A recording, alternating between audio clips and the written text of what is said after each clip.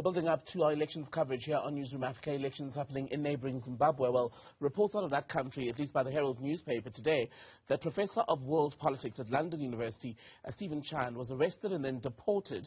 He joins us now to talk more about this. A very good evening to you, sir. Grateful for your time. So you have been deported, according to the report by the Herald, because you were in the country to trigger mayhem and train insurgents. What exactly were you doing in Zimbabwe? Well, it certainly wasn't to train insurgents. I'm also a karate teacher. I teach internationally. And I take advantage of my travels to be able to teach people in different countries. So I've been teaching karate in Zambia before I went on to Zimbabwe, and I had hoped to do that as well. But the trip coincided with the Zimbabwean elections in 2 days' time. I was very happy it did that. And this is because attending elections in Africa, particularly in Zimbabwe, is part of a personal tradition. I was an organizing observer, a key observer in the 1980 independence elections of Zimbabwe. And I've basically attended almost every single Zimbabwean election. So I was very much just wanting to be part of what was happening. I was not, however, intending to write about these elections. It was very, very much to be there at the time, to share in the atmosphere, perhaps to gather material for a longer-term project, not only on elections, but also on election observation, since I helped establish the whole practice of election observation in Zimbabwe in 1980. But there was no immediate, as it were, exercise or mission in covering the elections. I wasn't working for any newspaper. I wasn't a member of any observer group. It was basically, if I can coin a term, election tourism. I'm interested that you say you were looking, perhaps, you weren't there in the immediate term to do any sort of academic work, shall we say, around the election. So am I right in saying that when you were given permission to go into the country, it was with the sole purpose of teaching karate? Well, basically, I went in on a tourist visa because I wasn't making any money out of doing anything. I wasn't, as it were, teaching karate for money. I've never done that. I've taught karate all my life around the world, free of charge. I've never earned a single penny for it. I wasn't writing for any newspaper, so I wasn't making any money for that. I wasn't being paid per diems by any observer group or anything like that.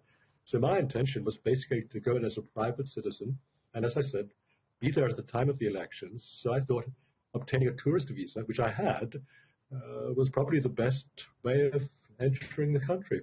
So what then were you told at the time of your detention and subsequent deportation? Very little.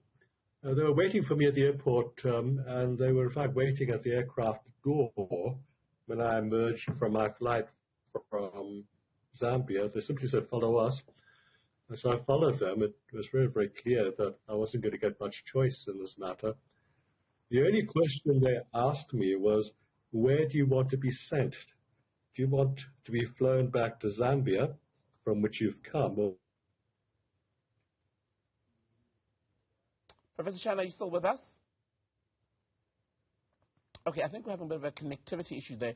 We're speaking to Professor Chan, who was deported today, as we're hearing from Zimbabwe. He says he was there on a tourist visa, teaches karate, and was hoping to do some of that work, but also to be in the country during these elections. I'm not sure if we're able to get him back, because there are quite a few issues here worth discussing. Professor Chan, I see that you're back with us.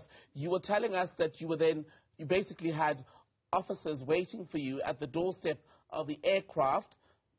And, okay, let's hang on a moment, because I see here on my monitor that we're reconnecting with Professor Chan. By the way, while we wait to see if that's going to work out, various angles worth following within the Zimbabwe story, because as things stand now, we're just under 48 hours from the election itself, and many people, it'll be interesting to see if many of Zimbabweans who are in places like South Africa will be traveling home, perhaps in the early hours of tomorrow, to participate in the election. Both the MDC, not the MDC, but the Triple C, led by Nelson Chamisa, the main opposition leader, and the incumbent Emerson Mnangagwa, have been out even over the weekend, putting in the last effort to get voter support. Professor Chan, I'm told we have you back.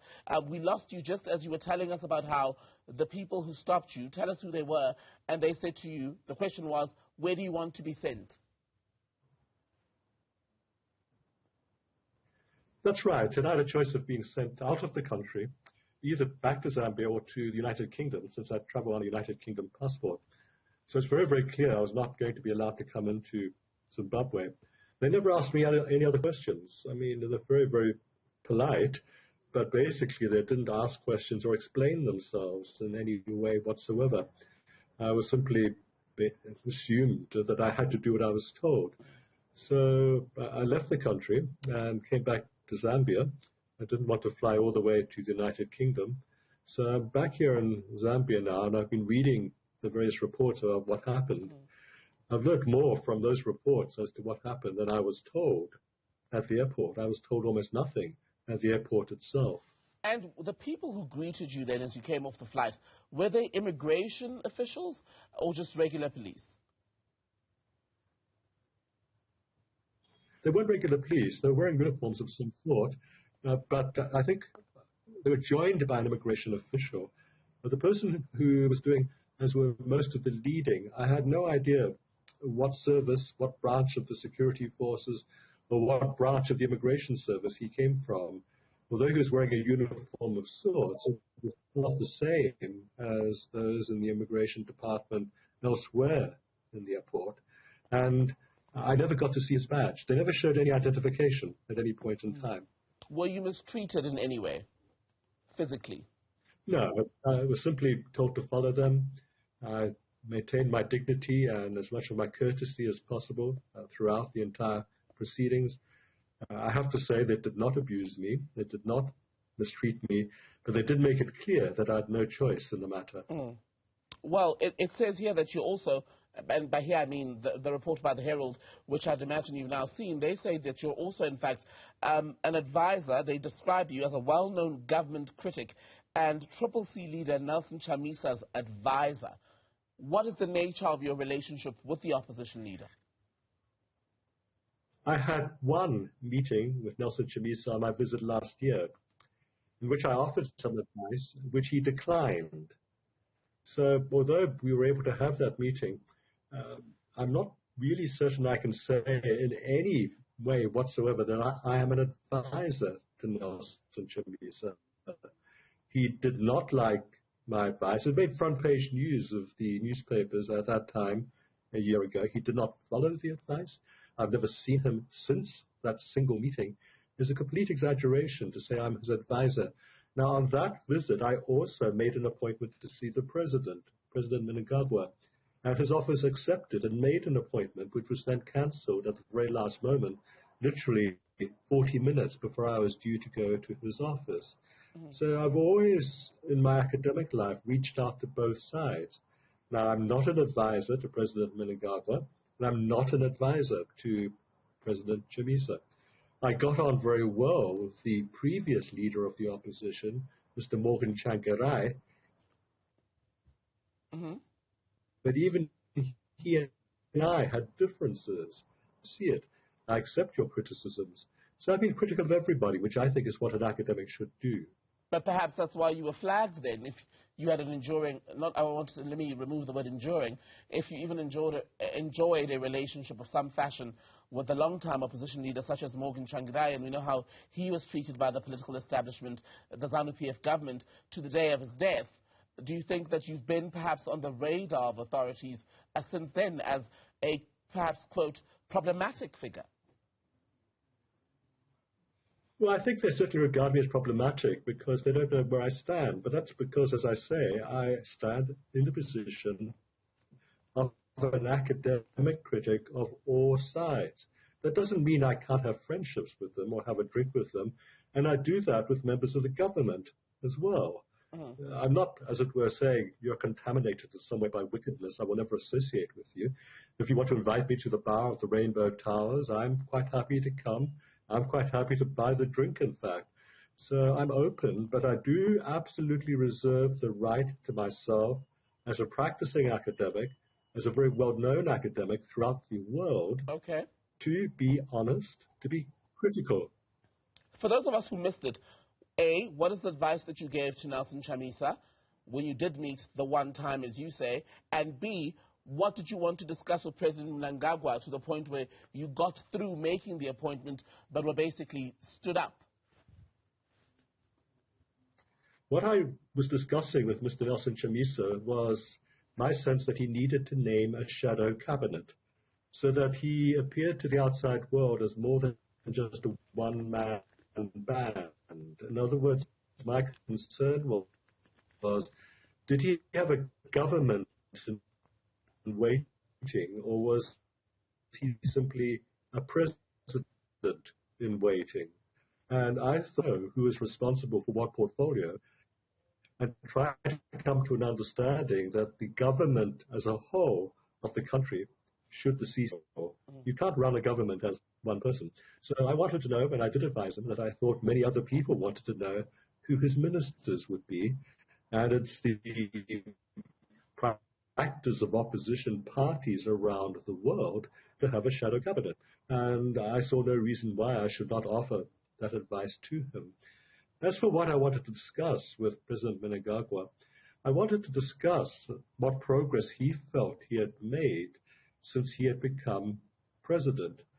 The West was prepared to give him a chance after the overthrow of Mr. Mugabe, and the British even allowed a minister, the Minister for Africa at the time, Rory Stewart, to come to the inauguration of Mr. Mnangagwa. So, as I said, the West was prepared to give some time of day for him. Now, it's obviously gone wrong in quite a substantial way. And I wanted to discuss with Mr. Mnangagwa where he felt the relationship, which was promising at one point in time, where he felt it had gone wrong. What then do you make of the unfolding situation in Zimbabwe? I mean, you've now been deported. Last week, we spoke to Chris Marulenga, South African with the organization Good Governance Africa. He, too, and his team of researchers were deported from the country. Some international media at this stage don't even know if they'll be accredited to actually cover events on election day. Is it all linked, or are these isolated incidents? And if so, to what end? I am told, and I don't know whether or not this is just a rumor or whether or not it's true. I've got no way of verifying it. But since this happened, people have been in touch with me, and they've been saying things like there's a hit list. In other words, there's a list that has been prepared in advance of people who should not be allowed to come into the country. So obviously, Chris Marulenga and I myself would have been on that list. In the case of Marulenga, I think it's also a travesty he was not allowed in. When you read the publications of Good Governance Africa, which cover every part of Africa, they are an honest attempt to provide in-depth briefs on each African country that it covers. They're not, as it were, picking on Zimbabwe in particular. They also are being critical of many people, many figures, many political leaders in many countries. In other words, they're doing precisely what a responsible, politically oriented, but not interfering NGO should do. And having at least tried to speak to both sides in Zimbabwe, you had at least one engagement with Chamisa. Which of these two men would you say has perhaps the best set of ideas to move Zimbabwe forward and the best chance at achieving that? Well, I think that there's a general consensus that whoever is the best man, and if that best man is Mr. Chamisa, he's not going to get the chance in the immediate future. There's the sense that the election is predetermined. I can't make a judgment of that. I'm going to wait for the reports of the accredited international observer groups, some of whom are led by people that I know. I mean, I've personally met President Goodluck Jonathan, who's heading up the African Union Observer Group, for instance, and I know figures from the other groups. This is purely because of my travels around the world and meeting other people who are concerned with African affairs. But I don't think he's going to be given the chance. Whether he would be a good president or not is a big question, because he's never had the chance to exercise, as it were, a platform for his ideas. What he does bring to the table, and which I think is very, very important, is youth. You know, the liberation generation is very old now. Everyone is in late middle age or in actual old age. And I'm a great believer that you've got to step aside. You've got to let the younger generation with new ideas take over. So Chamisa would have brought youth, vigor, and energy and new ideas, I hope, to Zimbabwe, which desperately needs it. It's a country now which twice has set the world record for inflation. It's the country which now twice has had the world's highest economic deterioration. So you can't go on with old ideas. And as they say here in Zambia, let the young man try. And I absolutely think that might be a good idea for Zimbabwe. Okay, Professor Stephen Chan, good to speak to you. Deported from Zimbabwe today, now back in Zambia where he's teaching karate at the moment.